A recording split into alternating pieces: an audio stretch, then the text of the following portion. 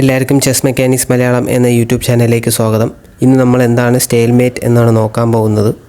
Stalemate എന്ന് വെച്ചാൽ king ഇരിക്കുന്ന പൊസിഷനിൽ ചെക്കില്ലാതെയും ആ കിങ്ങിന് ലീഗലായിട്ടുള്ള വേറൊരു മൂവ് ഇല്ലെങ്കിൽ അതിനെ നമുക്ക് സ്റ്റേൽമേറ്റ് എന്ന് പറയാം. അപ്പോൾ നമുക്ക് ആദ്യമായിട്ട് ഈ ഒരു പൊസിഷൻ നോക്കാം. ഈ ഒരു പൊസിഷൻ നോക്കിയാൽ അറിയാം, ബ്ലാക്കിൻ്റെ കിങ്ങിന് വേറെ പോസിബിളായിട്ടുള്ള ഒരു മൂവ്സും ഇല്ല. ഇവിടെയും വരാൻ പറ്റില്ല, കാരണം ക്യൂനുണ്ട്.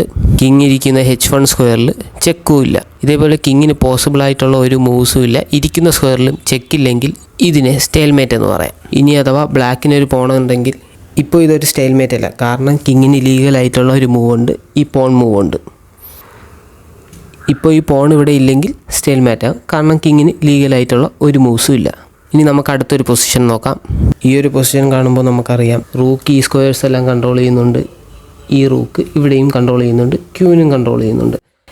പക്ഷേ കിങ് ഇരിക്കുന്ന സ്ക്വയറിൽ വേറൊരു ചെക്കും ഇല്ല, കിങ്ങിനാണെങ്കിൽ മൂവ് ചെയ്യാൻ വേറൊരു മൂവും ഇല്ല. ഇങ്ങനെ വരുന്ന സിറ്റുവേഷനെ സ്റ്റേൽമേറ്റ് എന്ന് പറയാം. ഇപ്പോൾ ബ്ലാക്കിന് ഒരു റൂക്ക് ഉണ്ടെങ്കിൽ ഇതൊരു സ്റ്റേൽമേറ്റ് അല്ല, കാരണം ബ്ലാക്കിന് പോസിബിൾ ആയിട്ടുള്ള മൂവ്സ് ഉണ്ട്. ഈ ഒരു പൊസിഷൻ നോക്കുമ്പോൾ നിങ്ങൾക്കറിയാം, വൈറ്റിൻ്റെ കിങ്ങിന് മൂവ് ചെയ്യാനുള്ള പോസിബിൾ സ്ക്വയേഴ്സ് ഒന്നുമില്ല, കാരണം കിങ് ഈ രണ്ട് സ്ക്വയേഴ്സും കൺട്രോൾ ചെയ്യുന്നുണ്ട്, പോണും ഈ രണ്ട് സ്ക്വയേഴ്സും കൺട്രോൾ ചെയ്യുന്നുണ്ട്. ഇങ്ങനെ വരുന്ന പൊസിഷനെ സ്റ്റേൽമേറ്റ് എന്ന് പറയാം. അതല്ലാതെ തന്നെ ടൂർണമെൻറ്റ്സിൽ നമ്മൾ ഗെയിംസൊക്കെ കളിച്ച് സ്റ്റേൽമേറ്റ് ആവുന്നെങ്കിൽ അതിൻ്റെ റിസൾട്ട് ഡ്രോ ആയിട്ടാണ് എടുക്കുന്നത്. ഈക്വൽ പോയിൻറ്റ്സ് ആണ് രണ്ടുപേർക്കും കൊടുക്കുന്നത്. അപ്പോൾ നിങ്ങൾക്ക് സ്റ്റേൽമേറ്റിനെ കുറിച്ച് എന്തെങ്കിലും സംശയം ഉണ്ടെങ്കിൽ കമൻറ്റ് ചെയ്യുക. അപ്പോൾ വീഡിയോ ഇഷ്ടമായെങ്കിൽ സബ്സ്ക്രൈബ് ചെയ്യുക.